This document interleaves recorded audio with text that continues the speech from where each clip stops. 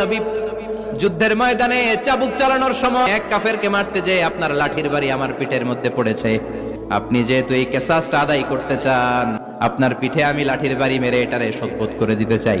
বিশ্বনবী বললেন, আসো তুমি এসে আমার পিঠে লাঠি দিয়ে চাবুক দিয়ে বাড়ি মারো। সাহাবী বলে, ও নবী, যখন আপনি আমার চাবুকটা পিঠের মধ্যে মেরেছেন, আমার পিঠে তখন জামা ছিল না। আপনি যদি যথা নিয়মে কিসাসটা আদায় করতে চান, আপনার জামাটা খুলেন, খালি পিঠের মধ্যে বাড়িটা মারি। সাইয়েদনা ওমর ফারুক হাতের জামা এরকম পড়তে শুরু করছে, আয় এদিকে আয়। বিশ্বনবী বললেন, ওমর থামো, মারতে দাও। বিশ্বনবী উনার জুব্বাটা উপরের দিকে উঠালেন, পিঠের মধ্যে বাড়ি দেওয়ার জন্য ওই সাহাবীকে ডাকলেন। ওই সাহাবী বিশ্বনবীকে পিছন দিক থেকে জড়িয়ে ধরে ওই মোহরে নবুয়তের মধ্যে চুমু দিয়ে ফেলেছে। সাহাবী বললেন, নবী গো, এই নাটক করার জন্য আপনি আমারে মাফ করে দিয়েন।